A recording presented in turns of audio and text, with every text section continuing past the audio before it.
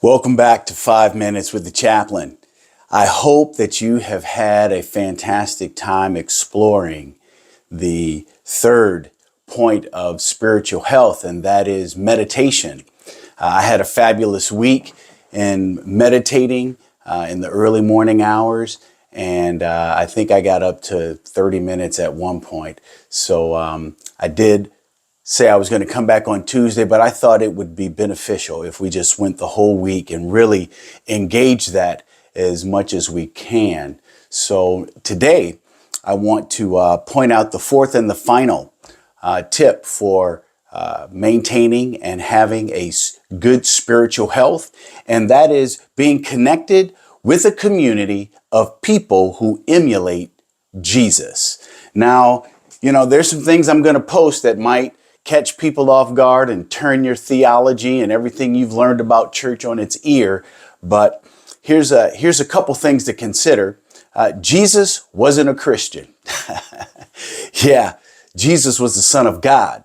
And so we get caught up in these Christian practices thinking that we are being more like Jesus, when the reality is we are just checking boxes and the relationship with God through Jesus Christ is non-existent. But here are a couple things to consider. The first thing is, let's define this word community.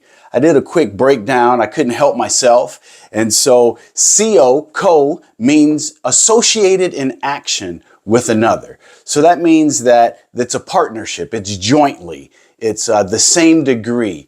There's no one greater than the other.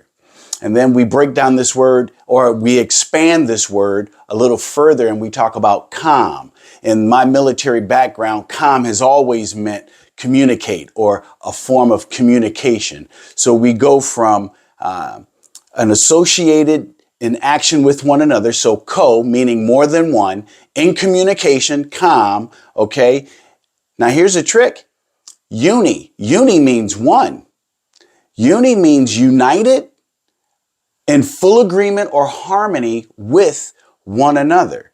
And then we bring unit T into the fix. And so I've developed this idea for myself of what community means to me. And I think this is going to really stretch people, because it may not include everybody in one particular setting or another. But community means a people communicating in, communicating on, and communicating through one accord, with full agreement and harmony with one another.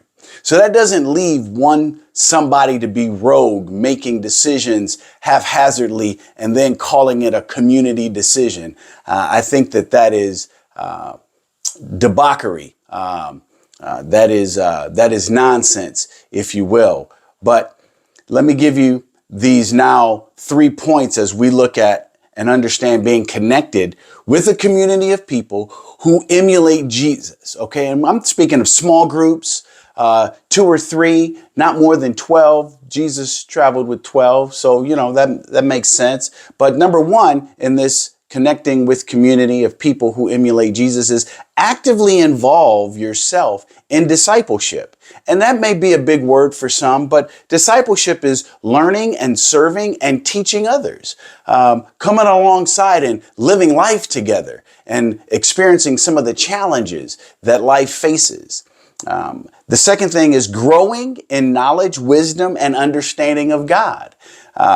We see that the wisest man who ever lived, he said, get all the learning, get all the teaching, get all the knowledge and wisdom, but above all things, get understanding. Because if we get understanding and we act out of that understanding, oh man, the relationship with God and the experience that we have through that is going to be abundantly more than we can ever dream or imagine.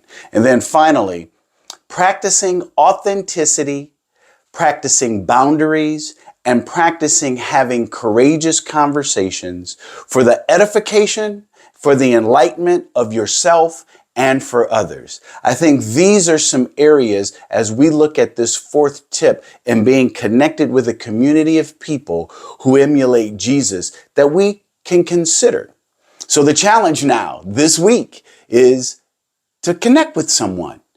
Connect with a small group of people and begin to dialogue and navigate some of life's challenges and see where you land. See if you can get 3 or 4 people together. I don't know.